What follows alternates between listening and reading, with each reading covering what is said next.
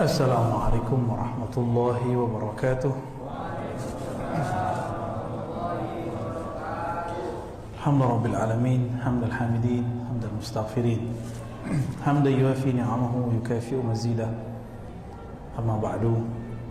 Allahumma salli ala sayyidina Muhammad al-fatih lima ulik wal khatim lima sabaq nasiril haqqi bil haqqi wal hadi ila siratil mustaqim wa ala alihi haqqa qadri wa miqdaril azim. Allahumma ya ahad salli ala Ahmad, Allahumma ya ahad salli ala Muhammad, Allahumma ya ahad salli ala al-mahdi khalifatika ya Allah ya ahad. Baik Bapak Ibu jamaah, ini jamaah apa namanya nih Pak? Bukan jamaah Isya. Jamaah Isya yang diberkahi Allah. Kita masuk ke kajian hikam yang ke-11.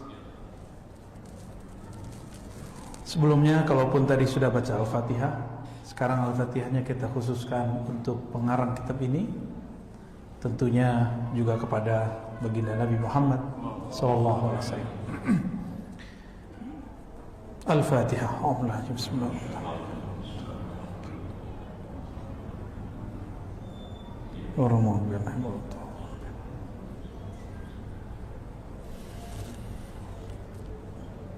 Kenapa kita kirim Fatihah untuk pengarang, untuk Nabi?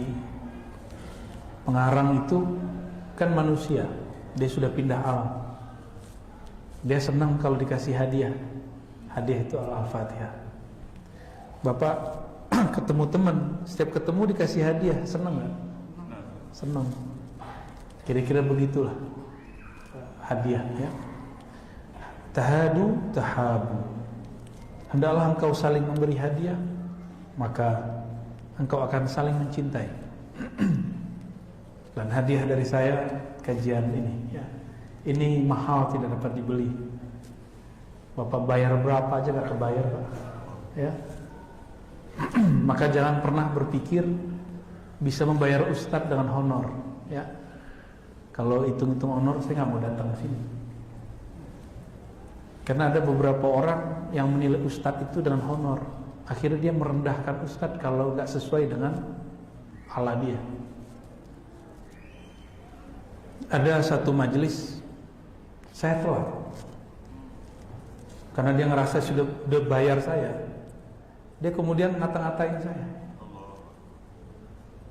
Tapi khusus karena yang nunggunya antusias, saya maafkan dia. Saya tetap konsentrasi, tapi besok saya nggak mau datang lagi. Ya, ini Jakarta, ini Tangerang, ya, biasalah macetnya, biasa orang telat, dan seakan-akan kita yang butuh. Gitu. Ya salam. Ya. Jangan pernah nilai guru dengan amplop yang Bapak kasih itu. Ya. Itu hina sekali itu. Ya. Maka jangan nilai orang dengan materi baik saja. Cuma karena tubuh dia masih ada materinya, dia pasti senang dikasih. Kita hargai dia. Jadi saya sedih jika itu terjadi. Ini Bapak ada yang anaknya di pesantren ya? Jangan disamain anak di pesantren mana di sekolah biasa. Bapak boleh kritis di sekolah umum, tapi jaga adab kalau di pesantren. Kenapa saya ngomong begitu? Bapak naruh anak di pesantren, itu udah gak ngurus anak loh. Yang ngurus siapa? Itu kewajiban kita loh, didik dia. Sekarang kita serahin ke dia. Maka tolong jangan sakiti hati guru di pesantren. Adapun kejadian orang yang perkosa anak kecil, itu kan bukan pesantren Pak. Kan saya udah sering cerita tentang rumah tahfiz, boarding school, nggak semuanya beneran, mereka bukan ustadz. Jadi tolong jangan sebut lagi dia pesantren, dia bukan orang pesantren, ya. Saya orang pesantren soalnya, ya, nggak ada di pesantren kita begitu. Saya udah kunjungan kemana-mana pesantren, itu nggak ada pesantren begitu. Itu kan modus memanfaatkan anak yatim piatu. Pesantren ada begitu nggak? Ada tuh mantan pesantren Pak, ini pesantren semua yang nemenin saya. Nggak ada begitu. Jadi tolong jangan sampai miring pandangan kita terhadap pesantren. Tapi berita akan begitu, biar laku, tulis Ustadz pesantren. Ya, seharusnya tidak ditulis sebagai Ustadz pesantren. Ya. Sebelum masuk, banyak yang pengen konfirmasi tentang Selamat Natal ya. Karena nanti tidak ada pertanyaan, sekarang aja yang saya sampaikan. Ya. Mungkin ada yang hadir sempat bingung. Bapak Ibu yang bukan Allah, jamaah yang dicintai Allah, saya ini bukan mufti, ya, saya cuma menukil fatwa bahwa dalam masalah Selamat Natal ulama kita berbeda pendapat. Karena Bapak Ibu ini kebanyakan literaturnya Indonesia, taunya cuma ulama Indonesia, dikira mayoritas Indonesia itu mayoritas dunia, gitu. Saya cuma nukil fatwa dan saya menjelaskan perbedaan masing-masing fatwa. Itu tugas saya, menjelaskan. Tugas kami mencerdaskan umat, bukan membodohi umat dengan satu jalur pemikiran. Kenapa fatwa muncul begini? Kita jelaskan kronologinya, dalil-dalilnya, asbab-asbabnya, hujah-hujah mereka.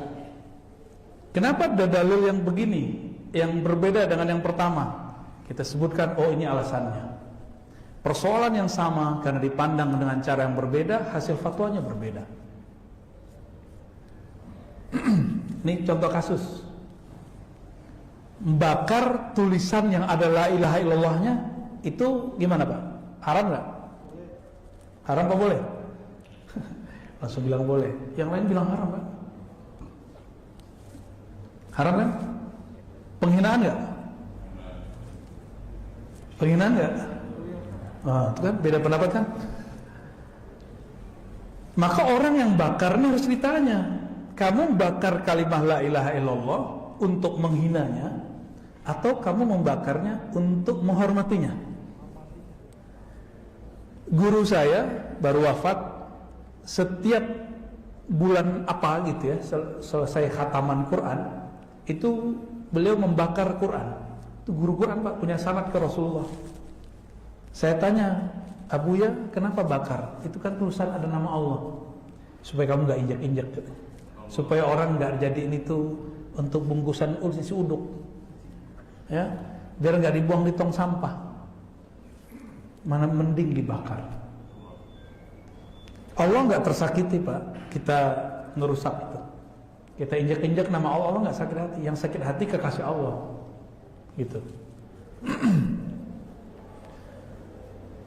Sama nih, ini kasus. Jadi satu persoalan bisa dua fatwa. Jika niatnya menghina, kafir. Jika niatnya memuliakan, sama amalnya tapi niatnya beda. Dalam kasus ini kasus berbeda, cara pandang juga berbeda. Sebelum berfatwa, ada satu amal namanya tasawur. Definisikan dulu apa yang mau difatwakan. Keberhasilan dalam mendefinisikan itu menentukan kevalidan fatwa. Saya bilang hotdog haram nggak? Apa arti hotdog secara harfiah? Anjing hot. Anjing boleh nggak Pak? Guru saya ada yang nggak mau makan bakso karena dia dengar dari temannya orang Cina bakso itu dari daging babi. Lah itu bakso di Cina atau bakso di Pikal ya. Bakso di kita, di Sunda, di Jawa, di Betawi ya beda. Namanya sama, namanya hotdog, tapi itu cuma nama. Saya kasih kasus lain Pak. Nasi goreng setan, itu haram nggak? Tunggu dulu, jangan bilang juga halal. Bahannya apa? Kalau bahannya halal, maka dia tidak haram, dia halal. Cuma namanya makruh gitu. Namanya makruh. Nama ketoprak setan, nasi goreng setan. Jadi ternyata kalau orang kepedesan setan loh gitu. definisi itu penting. Jika ini maksud hotdog itu anjing hot, haram. Tapi yang dimaksud bukan itu, maka definisinya harus jelas. Orang mengucapkan selamat Natal, ini definisinya apa? Dan saya menjelaskan dalam kajian-kajian yang lama itu kajian lama, bukan pengajian terbaru. Fatwa antara ulama Saudi, gak usah Indonesia dulu, Saudi sama Mesir udah beda. Mesir punya institusi besar namanya Al-Azhar, kemudian ada lembaga fatwa namanya Darul Ifta, dan mereka sepakat mengatakan boleh. Kan kaget Pak? Liberal nggak tuh? Liberal nggak? Itu tempat kuliahnya ustadz-ustadz kita di Indonesia loh, yang LC, MA. Jadi kalau ada ustadz-ustadz ini bilang yang mengucapkan selamat Natal itu boleh, liberal, sesat, itu sama aja dia menyesatkan guru-guru dia. Tunggu dulu, tanya dulu definisi ente apa. Berani nggak anak murid durhaka nggak yang mengkafirkan gurunya, yang menganggap sesat gurunya? Durhaka itu, dan jangan sampai itu terjadi, nggak mungkin. Saya yakin yang LCMA yang benar-benar berguru ke ulama yang ada di Darul Ifta, di Al-Azhar, nggak akan ngomong begitu kalau dia punya adab. Nggak bakal. Paling dia cuma mengatakan kami berbeda dengan guru kami, itu boleh. Itu. Saudi punya fatwa haram selamat Natal, benar nggak? Kita jangan terkecoh oleh halal, boleh tidak boleh itu. Boleh liberal, tidak boleh lurus. Nggak begitu cara memahami fatwa. Ente pakai otak, afala taqilun, ya, jangan pakai emosi. Paham? Kita buka fatwanya, ternyata ada perbedaan definisi. Karena beda definisi, beda sikap, beda hasilnya. Ulama Azhar, menurut Bapak lebih tua Al-Azhar atau Saudi? Al-Azhar. Itu mereka membolehkan. Darul Ifta tidak setua Al-Azhar, tapi orangnya itu juga, tapi berbeda ya. Jangan disamakan Darul Ifta dengan Al-Azhar. Darul Ifta itu kayak MUI tapi lebih resmi, kekuatan hukumnya kuat. Darul Ifta ini bisa menjadi hukum. Kalau peraturan MUI yang jadi hukum cuma DSN doang. Tahu DSN? Dewan Syariah Nasional. Ya nggak tahu apakah karena lahan basah atau lahannya tak basah, saya nggak ngerti. Itu urusan orang MUI lah ya. Itu bukan wilayah kita. Jangan suuzon, jangan juga terlalu husnuzon. Ya, wakuf aja. Ternyata mereka menggunakan surat Al-Mumtahanah ayat 8, 9, 10 mengenai tidak dilarang berbuat baik kepada orang-orang yang berbeda agama, berbeda keyakinan, ahli kitabkah, non-muslimkah, selama mereka tidak memusuhi kita dalam agama dan tidak mengusir. Boleh kita berbuat baik dan beradil. Innallaha yuhibbul muqsitin. Allah cinta orang berbuat adil. Pakai ayat ini loh Pak. Jadi orang yang membolehkan pakai ayat, yang mengharamkan pakai ayat juga. Ayat mengenai syahadatuz zur. Surah apa itu? Surah Al-Furqan ya. Ya. Lah sama-sama pakai ayat. Kita lihat tafsir Ibnu Katsir yang digunakan sebagai panduan fatwa di Saudi. Syahadatuz zur itu artinya tahiyat tahiyat al-adyan ghair muslimin misalnya. Mengucapkan selamat hari raya terhadap agama-agama selain Islam. Itu terjemahannya. Berarti masuk ke tafsir bukan ayatnya. Penafsiran itu pasti benar atau bisa salah? Bisa salah. Orang-orang Al-Azhar dan Darul Ifta menyadari itu. Akhirnya mereka sepakat untuk tidak sepakat. Ya. Nah, MUI Indonesia itu dulu wakil komisi fatwanya guru saya, Syekhuna Ali Mustafa Ya'qub. Dan saya termasuk yang ikut ngetik dulu fatwa beliau itu. Beliau jadiin buku mengenai perdebatan beliau mengkritisi guru kita juga Al-Habib Quraisyihab, Habib itu Pak, ya, nggak boleh beda-bedain Habib, ya. Dua-duanya mereka ini ulama, ini Habib, ini Habib, ini Habib. Ya. Al Habib Quraish Shihab, beliau kena S1, S2, S3 tafsir di Al Azhar, sangat mengerti perbedaan tafsir. Dan beliau cenderung kepada fatwa guru-gurunya di Al Azhar bahwa itu boleh. Alasannya ini bukan persoalan tauhid, ini persoalan muamalat. Mereka sangat mengerti mana wilayah tauhid, mana wilayah muamalat. Tapi guru saya yang saya talaki hadis kepada beliau, Allah yarham Syekhuna Ali Mustafa Yaqub, itu cenderung kepada guru-guru beliau yang di Saudi. Karena beliau memandang ini persoalan akidah, maka haram mengucapkan selamat Natal. Saya termasuk dulu yang mengkritisi Al Habib Quraish Shihab dan bertahun-tahun, tapi saya belum pernah baca fatwa beliau. Lalu kemudian setelah Allah yarham Syekhuna Ali Mustafa Yaqub wafat 2016, saya mulailah coba baca. Ternyata ada kronologis. Lalu kita rujuk, bandingkan fatwa Lajnah Al-Ifta di Saudi, Darul Ifta di Mesir. Ternyata rujukan fatwa orang guru kita berdua ini beda. Mereka sama-sama merujuk kepada guru-gurunya di Timur Tengah dengan cara yang berbeda. Masalahnya umat siap nggak berbeda. Saya nggak ada urusan Pak. Saya nggak takut dengan mayoritas, dan saya juga nggak pengen menjadi orang yang membela minoritas tanpa sebab. Saya ya saya gitu. Saya orang yang merdeka, nggak terikat dengan fatwa-fatwa. Kalau saya lihat ini rasional, hujahnya kuat, maka saya bela. Jika ini sama-sama kuat, kita jelaskan dua-duanya. Dan di penjelasan saya sebelum-sebelumnya, selamat Natal itu antara yang membolehkan tidak membolehkan, saya cuma menjelaskan dan memberikan opsi. Ini bukan masalah ulama lurus dan tidak lurus, ya. Janganlah antum ini berguru ini kok ngikutin nafsu sendiri. Beda dengan nafsu kita serang. Murid kazib namanya itu, ya. Giliran cocok, diposting-posting, dipotong-potong videonya, diambil yang menguntungkan. Giliran nggak cocok, dihardik-hardik, ya. Makanya nggak sukses-sukses ngajinya, karena berguru sesuai nafsu sendiri. Antum aja jadi kiainya, ya. Ente aja jadi muftinya. Posting aja video sendiri kan, ngapain posting-posting orang, ya kan?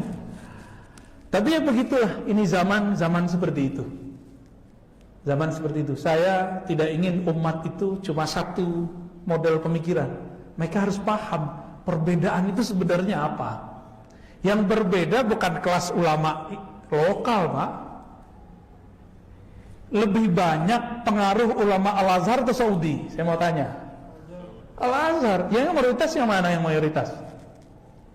Kita karena taunya ulama Indonesia, kita kira yang mayoritas mengharamkannya.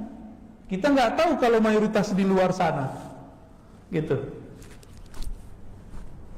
Dan ada yang mengadu-ngadu pandangan saya dengan Habib yang lain. Ya nggak usah jauh-jauh. Habib Quraish beda dengan Habib Fulan, ya. Habib beda lagi dengan Habib Fulan, beda dengan Habib Fulan. Agama ini bukan ikut-ikutan Habib. Agama ini agama dalil, agama hujjah. Paham nggak berdalil, gitu. Nah kalau sudah paham ini, kita kemudian memberikan opsi. Kalau bapak bukan seorang pejabat, bukan seorang direktur, bukan seorang pimpinan institusi, maka fatwa MUI atau fatwa Saudi sepertinya lebih relevan. Tapi kalau bapak ini seorang pemimpin, menteri, presiden, maka fatwa Darul Ifta, fatwa Al-Azhar silakan dipelajari. Nanti putuskan sendiri, ya. Loh kenapa longgar, kok nggak tegas? Loh ulamanya berbeda, kenapa ente memaksa pandangan ente terhadap ulama? Ulama lebih alim dari kita, jangan paksa ulama ngikutin pandangan kita. Kecuali ente lebih alim dari ulama itu, ya. Nah, inilah serba-serbi fatwa. Jadi tolong bedakan, fatwa bukanlah Quran, bukanlah sunnah. Fatwa itu produk ulama. Ulama tidaklah maksum. Ulama bisa salah, bisa benar. Ya, penjelasan saya bisa salah, bisa benar. Tapi kira-kira gitu kronologisnya. Ya. Jadi dulu saya kiblatnya adalah fatwa Saudi. Sekarang tidak terikat dengan dua fatwa itu. Yang fatwa Saudi itulah yang masuk ke MUI. Gitu. Sedangkan fatwa yang Darul Ifta dan Mesir kurang dipertimbangkan di situ. Barangkali ulama kita di MUI punya pertimbangan lain, wallahu a'lam bishawab. Tapi seharusnya juga menjelaskan perbedaan ini. Ya, harus dijelaskan, cerdaskan umat, kan majelis ulama. Ya, nah, ulama kan orang alim, orang pinter, bukan orang majelis juhala kan, bukan majelis orang jahil, kan ulama. Kalau ulama ya seharusnya memintarkan umat. Sepakat gak? Ya. Nggak, antum gak sepakat juga, aneh begini aja. Baik. Iya, nggak, nih tahun depan begitu lagi, kan videonya video lama yang diputer-puter, ya.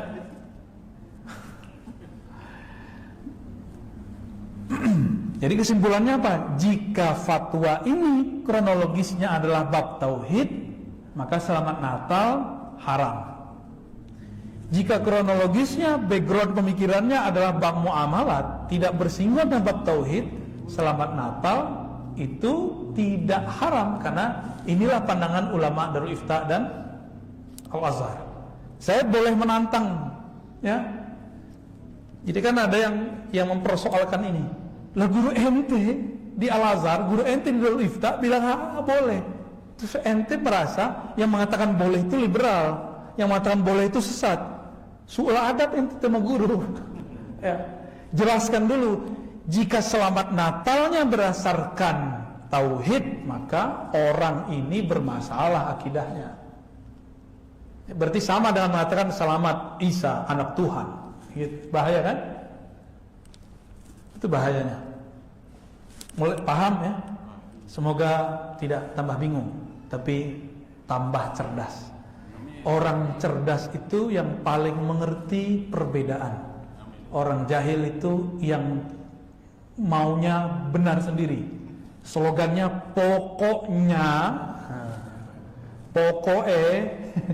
kalau udah begitu udah fa'arid anil jahilin, berpalinglah dari orang yang jahil.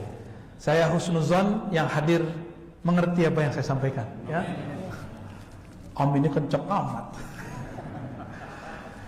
Ya, baik. Bismillahirrahmanirrahim. Bisanadina al-muttasil al-imam al-arif billah Ibn Athaillah Sekandari qadasallahu sirrahu qala udfun, atau ada yang baca idfin, boleh. Dafana yadfunu atau dafana yadfinu. Udfun wujudaka fi ardil khumul. Ini temanya tentang jangan viral sebelum matang. Jangan ceramah sebelum alim. Jangan ngimamin sebelum fasih. Jangan berfatwa jika tidak mengerti istinbat hukum. Jangan jadi mursyid kalau tidak pernah mengalami suluk rohani, menempuh jalan rohani. Jangan jadi gayet kalau belum pernah jalan-jalan. Nanti mutar-mutar, Pak. Ya. Udfun, benamkanlah wujudmu, egomu, kepintaranmu, sok pintermu, sok hebatmu, fi ardil khumul, di tanah yang sangat dalam. Bukan sangat ya, di tanah dalam, gitu aja. Tanah humus. Kenapa? Fama nabata mimma lam yudfan lam la yatimmu nataju. Sesuatu yang tumbuh, biji pohon, contohnya jagung, atau yang paling gampang tumbuh itu jeruk. Itu biji kalau nggak ditancap ke bawah, maka akarnya tidak tunggang, maka dia tidak sempurna berkembangnya. Coba Pak, yang pernah iseng-iseng, kan ini kan orang kampung semua sekarang jadi orang kota. Dulu orang kampung kan sama kita. Saya masa kecil dulu suka nanam padi sama jagung, seneng sekali. Sama ini singkong, tancap-tancapin Pak. Ada singkong ini lucu, itu batangnya bisa tumbuh, bahkan kalau kita taruh di atas. Bener gak? Kita taruh di atas paving itu tumbuh, tapi dia ada buahnya gak nanti? Gak ada. Dia pengen nongol duluan sebelum saatnya. Dia hidup, daunnya ada, tapi hasilnya tidak ada. Jagung, saya sering nanam jagung dulu ya, karena tanah Indonesia ini, tanah Nusantara lah ya, itu subur sekali. Jagung kita eksperimen. Kalau anak sekarang kan eksperimennya Mentos, ya kan? Coca-Cola. Eksperimen beli Coca-Cola gede-gede, Mentos gede-gede, dicampurin. Ternyata kita intip nonton YouTube ya. Kalau kita kan dulu eksperimennya biji-biji, ya, eksperimennya sama ular, dulu mentekar-tekaran sama ular, sama anjing gila atau sama babi di hutan. Kita main-mainnya dulu begitu, di sawah ketemu lintah, kejar-kejaran sama ular apa namanya, ular sawah itu loh. Wah seru banget tuh masa kecil ya, bahagia gitu. Anak sekarang nih eksperimennya gak seru. Kita tanamlah beberapa biji di samping rumah, ada 7 kita tanam, beberapa kita tebar. Apa yang terjadi? 2 bulan setelah itu sama-sama tumbuh, sama-sama keluar buahnya sama kumisnya. Tapi yang kita tancap nggak saya pupuk Pak, karena itu bekas peternakan ayam, jadi banyak pupuknya di bawah. Tumbuh, buahnya gemuk dan akarnya kuat. Kita tarik-tarik nggak bisa. Sedangkan yang di samping sini dia tumbuh juga, buahnya juga ada, tapi kurus, daunnya juga kecil. Kita tarik-tarik ini langsung lepas. Maksudnya apa? Jika biji keilmuan, biji ego, biji eksistensi ini ada dalam diri kita semua, tidak pernah ditekan. Nah, yang menekan nih guru. Guru itu dialah yang membentuk murid, maka ditekan. Sesekali diberi ikop, sekali diberi tugas, disuruh baca, diberi PR, dikasih kemudian kewajiban-kewajiban ini dan itu, supaya dia terbenam. Agar apa? Semakin dia terbenam, jika terbenamnya pas, jadi nggak boleh terlalu dalam juga, nanti nggak tumbuh-tumbuh, membusuk di dalam. Ya. Maka menghukumi, memberi memberi tugas kepada murid tidak boleh berlebihan juga, harus disesuaikan dengan kemampuan dia. Kurang diberi dia agak nongol. Nah, maka anak-anak nih hati-hati. Saya ini pengalaman Pak, pernah diberi Allah anugerah memori fotografik, tahu? Sekali lihat langsung hafal, dan itu lebih dari 3 tahun lamanya. Maka belajar kitab itu saya cukup sekali lihat, dengerin orang menerjemah. Sehari itu kita dengerin ada sekitar 30-50 lembar diterjemahkan oleh guru yang berbeda-beda. Dan saya cukup ingat lihat sekali, kemampuan itu sudah mulai hilang ya. Bertambah umur, berkurang. Cukup ingat, cukup lihat, bahkan saya cukup ingat guru saya, semuanya saya bisa ulang. Gitu, bisa kita lulus ulang. Akhirnya di beberapa saat karena guru sudah pelupa, dia nanya saya, "Ar-Razi artinya apa?" Besok begitu lagi. Saya seharusnya belum berhak ditanya, tapi ditanya keseringan. Apa yang terjadi dalam diri? Saya merasa jumawa Pak. Kelas ini kalau nggak ada gua nih nggak jadi nih ya. Guru nih kalau nggak belajar sama saya nggak bisa ngajar dia. Muncul Pak hal-hal seperti itu. Ini pengalaman saya. Makanya gaya-gaya sombongnya masih ada dikit di alis saya ya. Bekas-bekasnya masih ada. Sekarang itu kita jadikan sebagai alat, bukan kita jadikan sebagai inti. Boleh digunakan di saat tertentu, ya, nggak boleh digunakan tiap hari. Jadi jangan puji murid setiap saat, jangan beri apresiasi dia setiap saat. Sesekali harus kita kasih hukuman dia, sesekali harus kita kerdilkan dia, gitu. Sehingga dia kemudian kuat bantingannya. Coba orang-orang yang sering diberikan ujian, sering diberikan semacam percobaan-percobaan, dia akan lebih berkembang daripada anak-anak yang dimanjain, benar nggak? Benar. Maka pilih anak kita mau dimanjain atau menjadi orang hebat nanti. Maka relakan anak dipencet seperti biji, dimasukin ke tanah, disiram, dikasih ya kan? Ini ilustrasi nih Pak, supaya biji itu subur, dikasih dia. Paham maksudnya? Ya, dikasih pupuk yang kimia itu panas loh Pak, panas. Jadi kalau tumbuhannya belum kuat, akarnya putus-putus nanti akarnya. Pupuk kandang itu kalau nggak dibakar dulu, itu malah jadi penyebab hama. Ada tekniknya, ada ilmunya. Jangan main kasih-kasih aja. Wah, ini tai kambing nih langsung plok gitu. Tunggu aja hama banyak. Jadi kita ini nggak boleh juga langsung menghukumi tanpa ada asbab, tanpa disaring. Harus disaring. Beda masa, beda hukuman. Beda umur, beda hukuman. Beda murid, beda hukuman. Nggak boleh dipukul rata. Tapi formulasinya mirip. Intinya targetnya sama. Di sini dibutuhkan kesadaran seorang guru melihat perkembangan itu. Saya ini guru Pak. Saya juga dosen. Kan dosen sama guru sama aja, beda cuma tempat aja. Di pesantren kita ngajar, di ma'had, di kampus kita ngajar. Saya ngajar dari S1 sampai S3. Hobesnya di S3.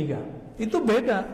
Saya bisa ngomong kitab-kitab berat di depan mahasiswa yang S2, S3. S1 langsung pada ngantuk-ngantuk separuh Pak, bego-bego separuh. Nih bapak ini ngomong apa ini? Saya ngeliatin bapaknya aja deh. Iya, itu kejadian. Di belakang, gue salah masuk kelas kali ya. Ada yang ngomong begitu. Ngomong ke temannya lapor ke kita, ya salam.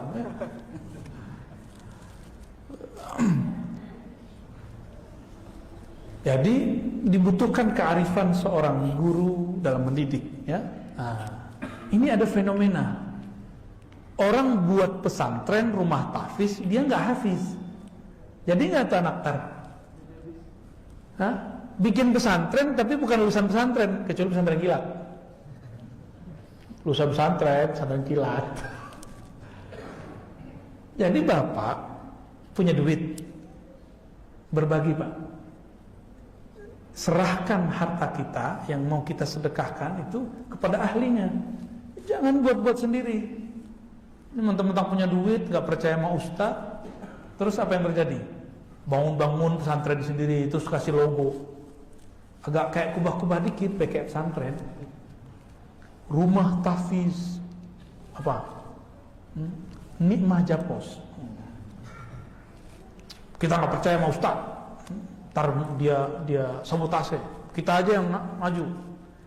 Bapaklah yang jadi ngajar guru tahfiz. Ya salam ya, 8 tahun gak ada hasilnya. Kabur paling muridnya. Udah serahin Pak ke ahlinya, ya.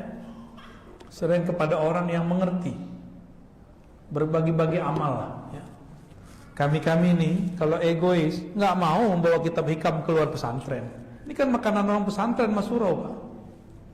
Yang ngajar hikam itu biasanya mursyid atau khalifah thariqah, atau dia dapat ijazah dari gurunya untuk mengajarkan hikam. Jadi kitab hikam ini cuma diajarkan di zawiyah, surau-surau tarekat, pusat-pusat tarekat, nama pesantren-pesantren. Sekarang saya bawa ke masjid Nikmah Japos. Kalau saya ego Pak, saya nggak mau bawa keluar. Lu masuk aja pesantren, boleh gitu ngomongnya, ya. Rasain noh. Nah sekarang kita nggak boleh begitu. Orang sudah semikian ingin menghancurkan Islam dari dalam dengan menunggangi kelompok ini kelompok itu, terus kita mau jual mahal. Dan aneh sekali, saya sedih sebenarnya, pesantren itu sebagian seperti berjarak dari masyarakat, ya, kayaknya itu kerajaan tersendiri gitu, ya, eksklusif. Semoga pesantren eksklusif mulai membuka diri lalu mengirim santri-santrinya yang terbaik untuk ngajar di sekitar pesantren. Ya, kita doakan mereka supaya ingat. Ya. Amin. Ada orang umurnya belum cukup, tapi karena dia ngomongnya enak, jadi penceramah. Berfatwa nggak mengerti, ya usul fikih nggak kuat, tasawuf nggak mengerti, baru belajar sunnah, jadi ustadz. Akhirnya ada jamaah percaya sama dia. Ini kayaknya orang retorikanya bagus, ilmunya banyak. Ustadz nanya dong, tasawuf itu gimana Ustadz? Oh, dia ingat tasawuf itu waktu masih kecil, orang tua dia bilang, jangan belajar tasawuf, ente gila. Maka dia ngomong, tasawuf itu bikin gila. Ada lagi yang dengar, tasawuf itu zindik. Maka dia ngomong, tasawuf zindik. Padahal dia belum pernah belajar tasawuf. Jadi Pak gila Pak. Itu kejadian. Ada ustadz ngomong, gak usah belajar hikam, ntar ente gila. Berarti saya orang paling gila sedunia Pak. Karena sebulan itu bisa 2-3 kali ngajar hikam. Tapi gak ada bosannya, karena beda tempat akan beda nur yang keluar. Bapak coba lihat, temanya sama, bacaannya sama, tapi penjelasannya pasti berbeda. Ya. Orang diviralkan, dimasyhurkan sebelum dia matang. Apa yang terjadi? Kalau pisang mentah, mangga mentah dijual sebelum matang, tidak dijadikan rujak, bapak lihat, hijau banget ya, kayaknya ahlus sunnah nih hijau. Ambil, dicoba, dibuka, masih keras, bergetah, nggak enak. Masih mau makan nggak? Awalnya enak, kita beli, besok kapok, nggak mau ngambil lagi. Itulah nasib dai ustadz yang berceramah, yang berdakwah, yang ngajar sebelum dia matang. Rasanya sepet, garing gitu. Jadi orang-orang tidak merasakan manisnya. Karena guru ngaji itu sama kayak tukang masak, Pak. Bapak tahu tukang masak? Oke. Tukang masak, kompornya sama, bahannya sama, tapi tukang masaknya beda. Hasilnya beda nggak? Kok bisa beda? Takarannya sama, cara masaknya, cara lama memanaskannya. Kalau buat rendang paling seru Pak. Ada yang tahu cara buat rendang? Kalau yang tradisional itu kan, saya kan talaki Pak, dapat ijazah nih buat rendang, tapi nggak lolos. Pas kita coba rasanya nano-nano. Itu waktu kita merendang santan, jadi disebut rendang karena kita rendang deh santannya. Nggak boleh berhenti aslinya. Sekarang orang buat rendang pakai itu apa namanya untuk tanak nasi itu, rice cooker ya. Ya Magic, itu nama merek tuh. Sekarang orang pakai rice cooker. Padahal cara buatnya nggak begitu. Diaduk, pelan-pelan ngaduknya, mirip kayak orang buat dodol. Bapak tinggal misah santannya sama yang lain-lain. Apa yang terjadi? Rasanya nggak jelas. Ya. Apinya kegedean, lain lagi. Apinya kekecilan, lain lagi. Jadi itu butuh teknik, walaupun bahannya sama. Time mempengaruhi, panas api mempengaruhi. Benar nggak? Dan itu butuh kesabaran. Orang kalau sabar ngerendang, hasilnya top. Bapak kalau sudah datang ke rumah makannya bagus, warna rendangnya oke. Pas dicoba keasinan, besok mau balik nggak? Soto paling enak sedunia, tulisannya. Soto paling enak sedunia. Bapak coba, lah gaji mulu. Jadi enak, bener gak? Walaupun ditulis paling enak, nggak enak balikin. Walaupun ditantang begitu, bener kita nggak balik lagi. Jadi enak bener itu bukan di slogan. Saya ini benar, saya ini ikut salah, 1000 kali dia bilang begitu, belum tentu dia ikut. Rendang terenak di dunia, uduk paling lezat sebetawi. Kan klaim doang, tes dulu di lidah ya. Kira-kira begitu. Maka jangan sekali-kali membentuk khas. Kan sekarang bahasa orang marketing branding lewat penampilan. Misalnya nih, Bapak sebut ustadz apa gitu. Hah? Jangan yang gelar-gelar. Dulu kan ada Ustadz Pandawa, Ustadz Petru, apa macam-macam namanya. Ustadz pakai warna-warna tuh. Ya, jangan disebut. Dia ingin agar orang tertarik dakwah. Oke, bagus. Tergantung niatnya, kan Allah yang tahu. Jika niatnya supaya orang tertarik, kita bilang ahsanta, ente bagus.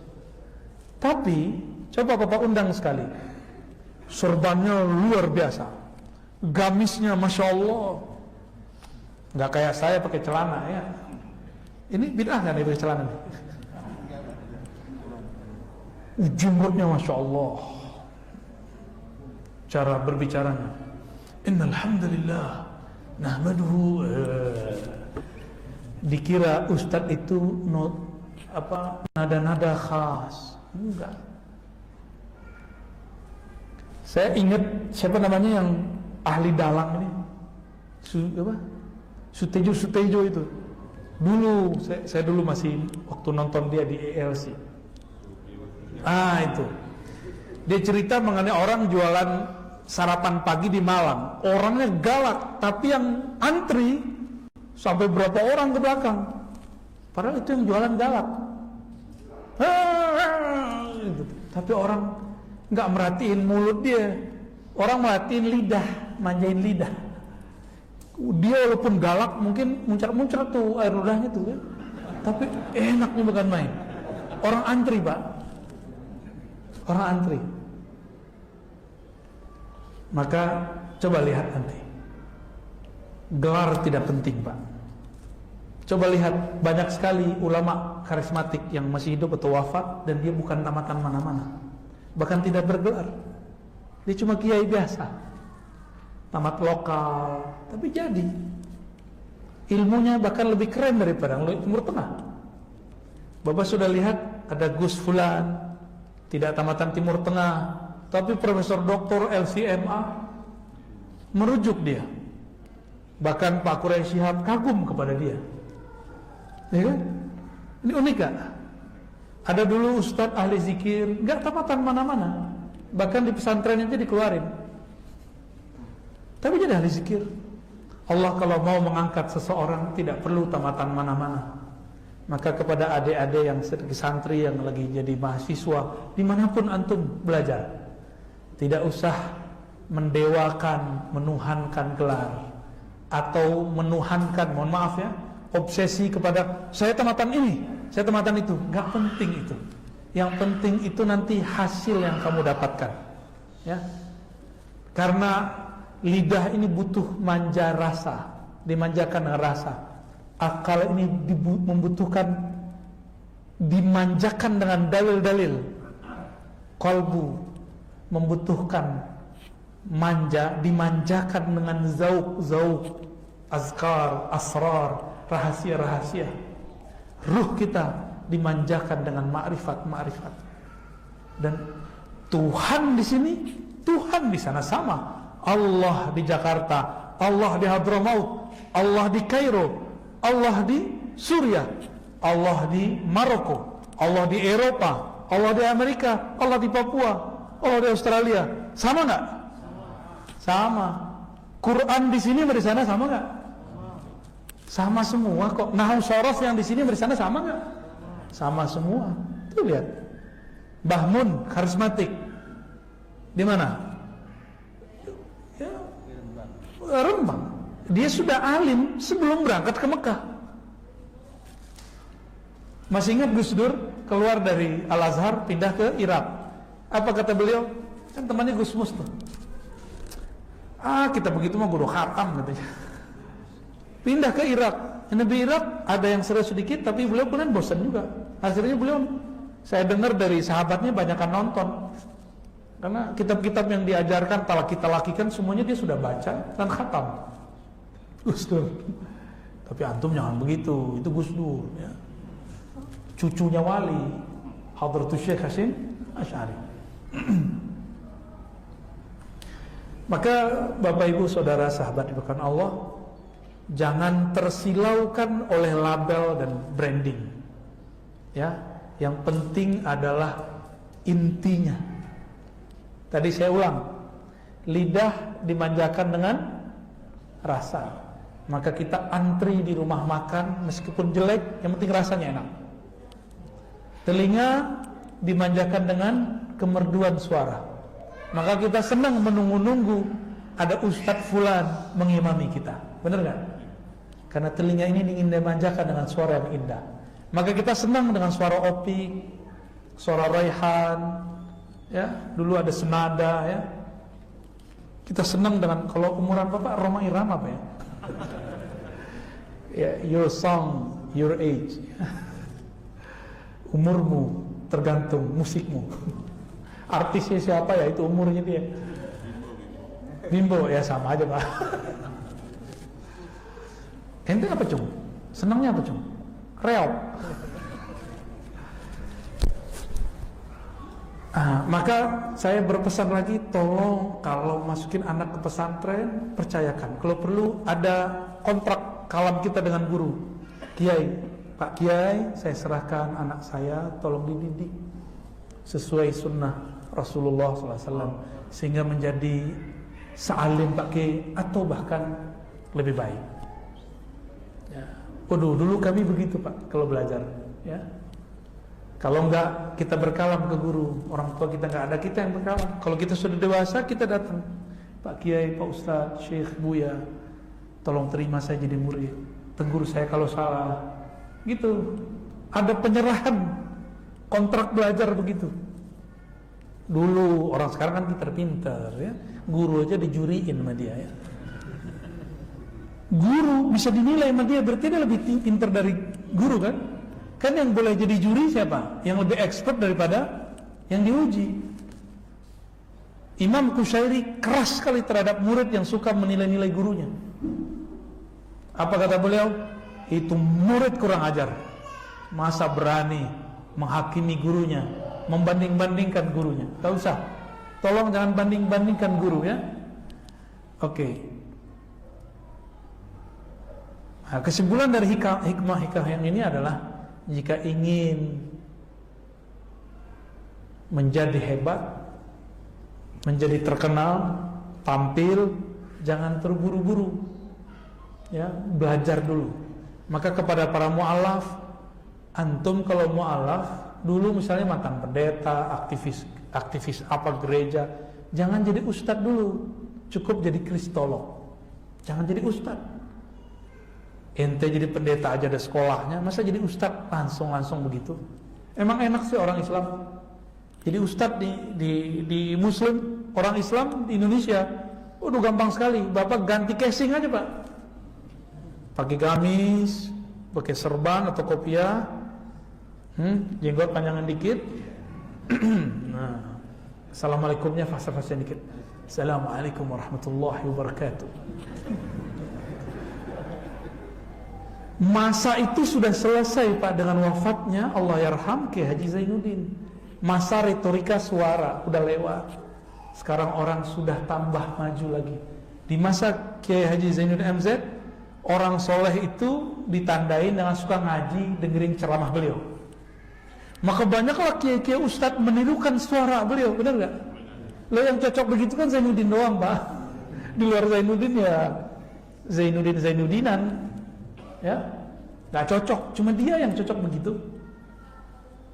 Jadi nggak usah tiru gaya orang, jadi dirimu sendiri aja. Ya, Allah itu kan nggak akan memplagiasi nikmat, karena nikmat Allah itu terlalu banyak. Beda wadah akan beda hasilnya.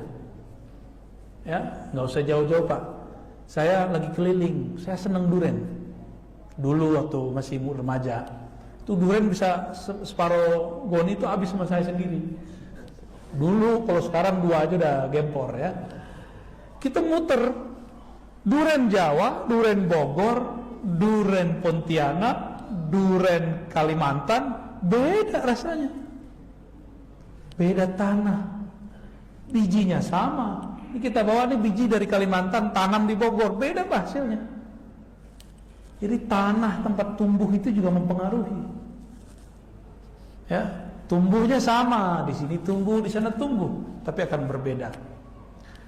Duren kampung sama duren montong, Bapak pilih mana? Montong. Rasanya. Gede duren montong, rasanya gimana? Tetap kampung walaupun bijinya gede-gede. Norak kan? Tapi begitulah. Rasa nggak bisa dibohongi. Nggak usah jauh-jauh deh. Ayam ternak sama ayam kampung, enakan mana? Duren montong tuh boleh saya sebut duren ternak, Pak. Gemuk-gemuk, tapi rasanya nggak selegit yang kampung, yang menyebar luas, ya. Kira-kira begitu, ya. Yang dimanjain rasanya beda. Yang dibebasin, saya ini nyantrinya telat. Lebih lama Sidi Musa nih nyantri daripada saya. Tapi saya santri kalong sama lulusan pesantren kilat. Tapi nyantri kalong. Kitab yang dikaji sama dengan yang dikaji di pesantren. Bedanya, yang pertama saya ngaji, saya bukan ngaji jurumiyah dulu, saya langsung ngaji hikam. Aneh kan? Orang ngaji jurumiyah dulu, saya langsung ngajinya hikam, langsung baca praktek. Tapi karena ngajinya tidak diwajibkan, saya yang mengejar gurunya. Karena saya mengejar guru, keberkahannya beda dengan santri yang dicokokin, diwajibin, dia terpaksa menerima. Kalau saya membuka hati, hasilnya beda.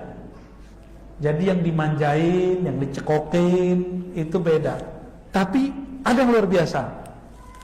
Ada yang dicekokin, dia rela dan dia terima dicekokin. Hasilnya sudahlah gemuk, sudahlah tebal, sudahlah enak.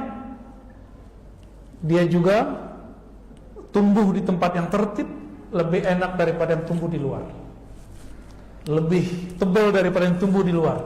Ada yang begitu. Nah, inilah nanti yang dia menjadi kanzun min kunuzil ulum, ya, min kunuzil ma'arif, ya.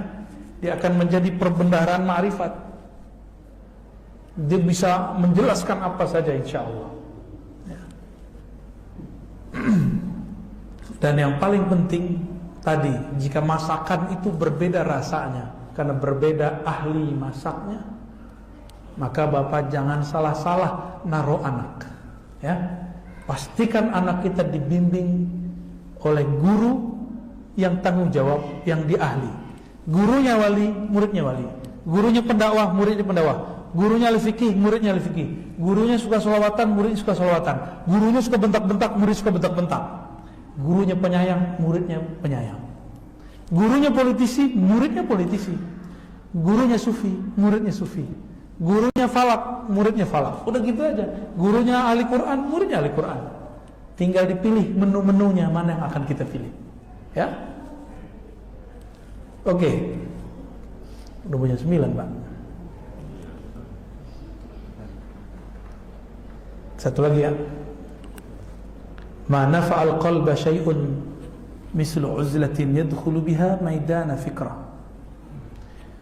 Tidaklah bermanfaat bagi kalbu melebihi sesuatu yang disebut uzlah. Jadi ada program, ada kurikulum dalam ilmu tarekat, dalam ilmu kalbu, namanya uzlah.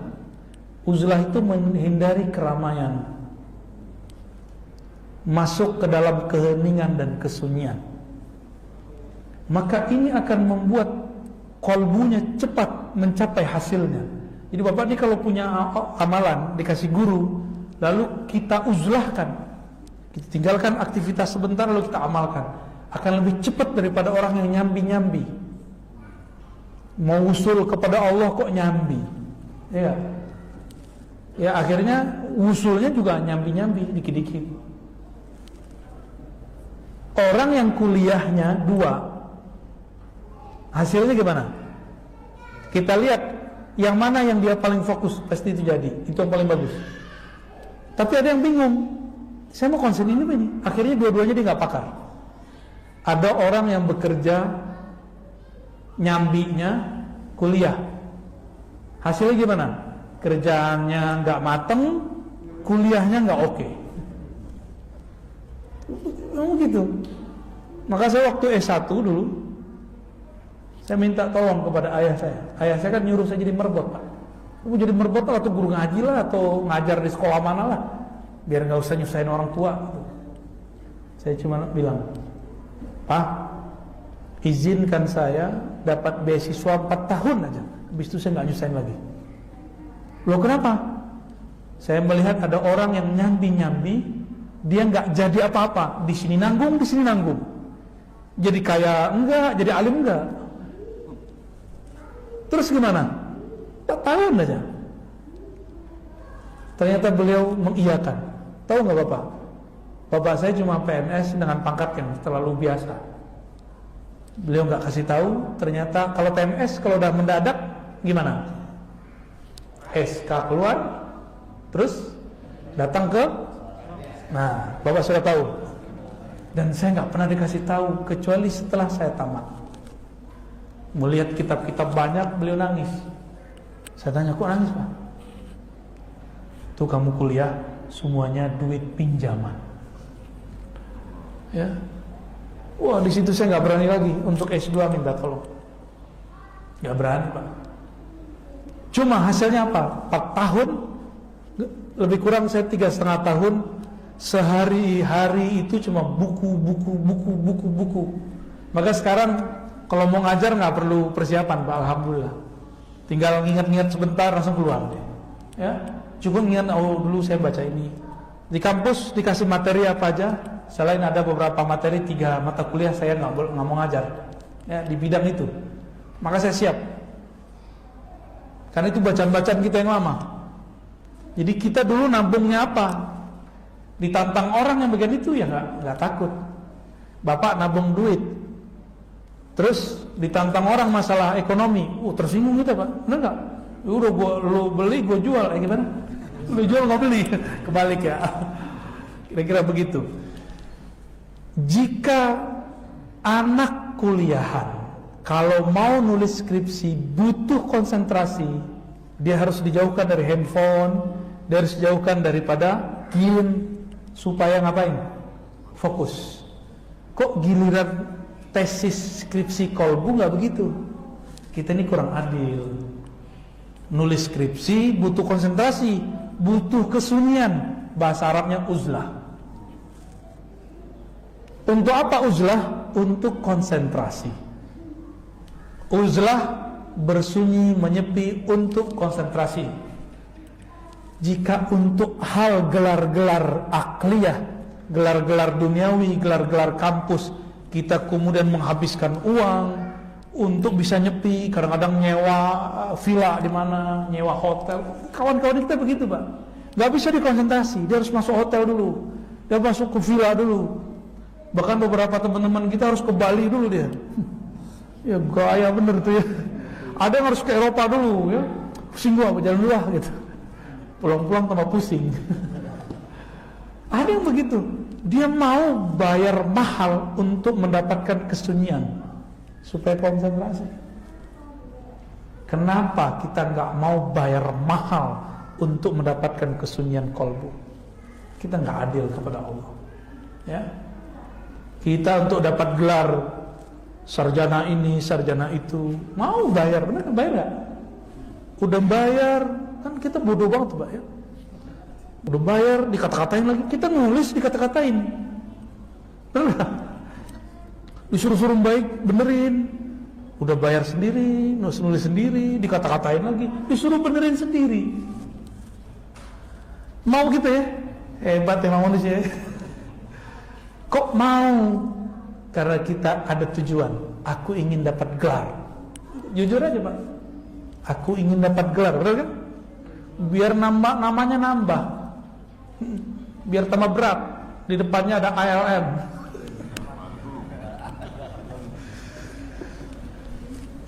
Maksud saya menjelaskan ini dengan analog tadi, mari kita juga mempunyai ruang yang sunyi, sepi untuk merawat kolbu, untuk menghasilkan skripsi kolbu, tesis kolbu, disertasi kolbu yang isinya tentang rahasia, ma'rifat, zikir-zikir, latihan-latihan rohani. Ya, saya mau tanya terakhir Pak, skripsi ada pembimbing nggak? Ada. Butuh latihan nggak nulis? Apakah orang masuk kuliah langsung nulis? Dia butuh dilatih 3,5 tahun baru bisa nulis. Anak-anak sekarang, termasuk bapak-bapak ini nggak sabaran. Ketemu saya langsung minta talqin. Kita lihat dulu, ini orang udah lama belum ikutin wali. Kalau udah lama ngikutin wali, mursyid, kita langsung talqin. Ini kan baru ikutin YouTube. Ya. Nggak sabaran. Banyak orang beragama itu dengan nafsunya, nggak ngikutin metodologi gurunya, tapi dia punya metodologi sendiri. Angkuh sekali tuh, ego sekali. Ya. Jika untuk dapat gelar-gelar duniawi butuh pembimbing skripsi, pembimbing tesis, dikata-katain, ya, disuruh perbaiki, maka untuk mendapatkan rahasia-rahasia dalam kolbu harus ikutin modelnya dia, bimbingan dia, kritik dia, disuruh perbaiki, disuruh amalkan, gitu. Jangan mentang, saya kan dekat sama dosennya, saya nggak usah buat emang bisa gitu Pak? Ada nggak yang pernah dekat sama dosen jadi nggak skripsinya tuh? Nggak jadi, kecuali zaman dulu. Ada teman saya wisuda tanpa nulis skripsi, ada. Karena dulu yang nulisin jurnalnya si dosen dia.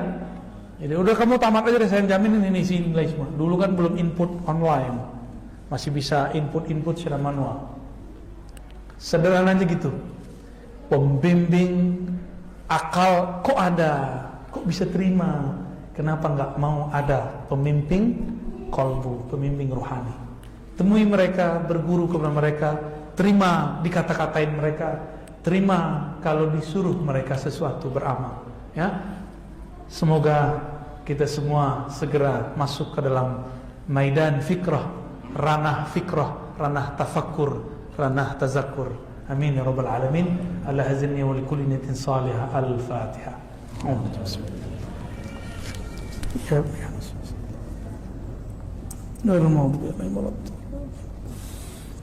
Ya baik Bapak Ibu, mohon maaf seperti yang disampaikan tadi tidak ada pertanyaan, ya.